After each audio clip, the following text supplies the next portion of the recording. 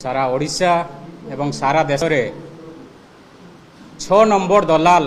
भावरे आख्या दिया जाइथिबा मु सेही 6 नंबर दलाल चंदन मल्लिक आज मु आपण मानक सामना रे आसीची सारा राज्य रे किभली भावरे मो चरित्र मो सामाजिक क्षेत्र मो राजनैतिक क्षेत्र को दली तली तलंत कर दिगला से बाबद मु आज मोर खेब मु आपण मानक पाखरे आज रखापी आसी किछि गणमाध्यम कहले मु 119 नंबर दल आसामी किछि कहले 117 नंबर आसामी एवं किछि कहले विशेषकर बहुत किछि मीडिया बा पेपर बाहर मु 6 नंबर ओडिशार 6 नंबर दलाल जहाँकि आज ठारू मध्य मु सेही 6 नंबर दलाल नाम रे चंदन मल्लिक को पछरे रखिकी 6 नंबर दलाल भाव में आगू काम करी। तो आज प्रथम समस्त को स्वागत।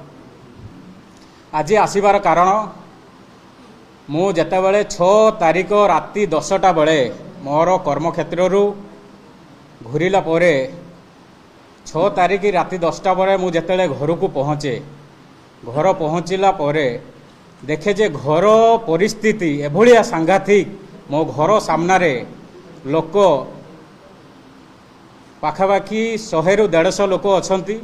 जे चंदन मल्लिक को क्राइम ब्रांच गिरफ्त करिछि एवं ताकू बरहमपुर जेल रे प्रोड्यूस करिकी जामिन नामंजूर होबारु तांकू बरहमपुर एक जेल रे रखा जाइछि। एई भलिया एक न्यूज सारा ओडिशा रे दिन 12 ठारू राति 12टा पर्यंत मध्य लाइव टेलीकास्ट चलता ता सहित ता परदिन आज पर्यंत सकाळ मध्य आज सकाळ मध्य कौन गोटे गणमाध्यम भाई सी मध्य चलैचंती जे चंदन मल्लिक 6 नंबर दलाल जहाँकि एसआई पुलिस एसआई केलेंकारी रे से 6 नंबर दलाल बा जे अछंती तांकर मुख्य कार्य आपणकर 6 तारिख जेटा आपण कहउचंती राति 3टा बेले क्राइम ब्रांच मते सोररू उठेइची तो सहीटा ऊपर मु आपन को आगे मोर कथा विषय तापर आपण मानकर समस्त प्रूफ मु आपन को दबा पई चाहिबी पेपर कटिंग पाखरु लगे कि जो जो मीडिया भाई माने काढिचंती मु तांको मध्य मोर किछि प्रश्न रहिबो से माने मध्य मते जदी उत्तर देबा पई चाहिबे निश्चित भाव में मु तांको पई रहिबी। 6 तारिख जेतेले राति 10टा बेले पहुंचे तो मो घर एभलिया परिस्थिति घर कांद बाबळे सहित मो आम छुआ को निश्चित मो घरर बापा माँ जेहेतु डेथ कर भाई ही सबकि बुझा करती तो साई पड़िशा समस्त भाड़े जे चंदन को क्राइम ब्रांच उठी नहीं से दिन जिते दिन 12टा बेले लाइव बाहरी टीवी रे बाहरी मो भाई जिते कमर उपरे थिले सी माने काम उपरू जिते शुणिले ये कथा कम पलि आसला मानसिक भारसाम्य पूरा हरई बसचंती जहाँकि से परिवार एबिका केमिति चलिबो से चिंतार आमे मध्य अछु। घरू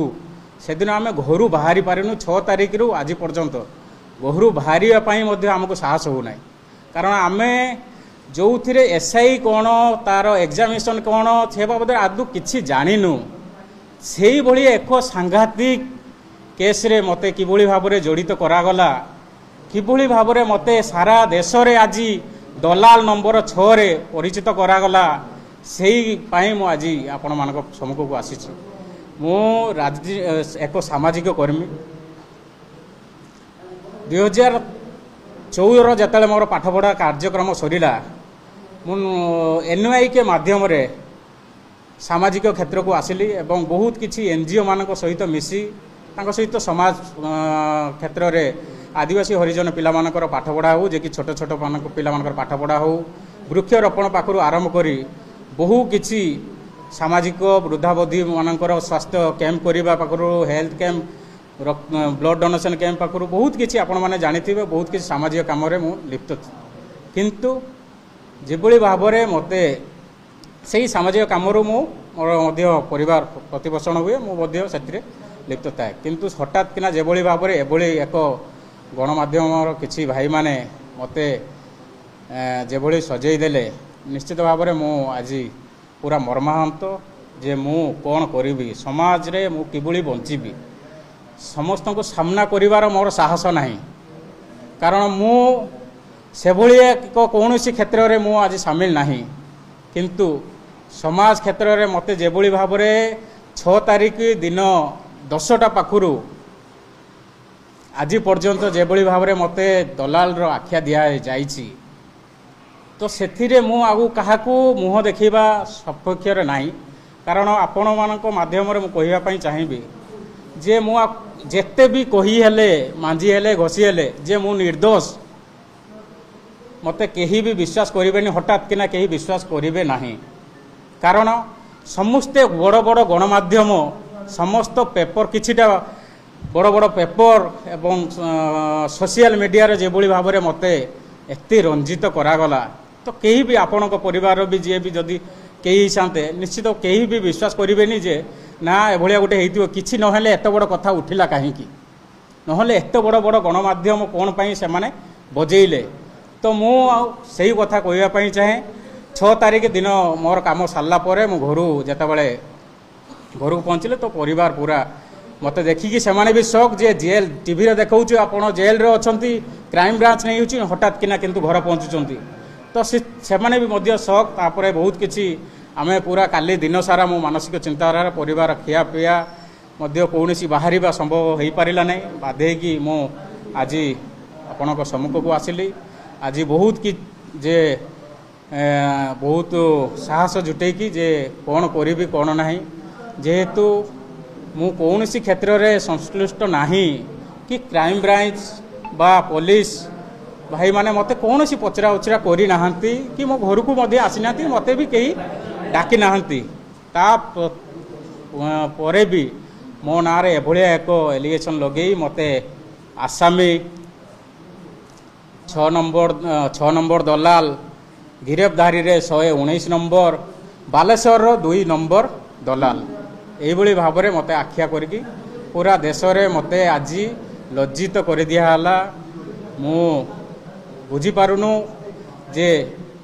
आगामी मो कार्यक्रम मु जतले सामाजिक क्षेत्र रे अछि समाज क्षेत्र में मोर काम समाज सेवा करबा माने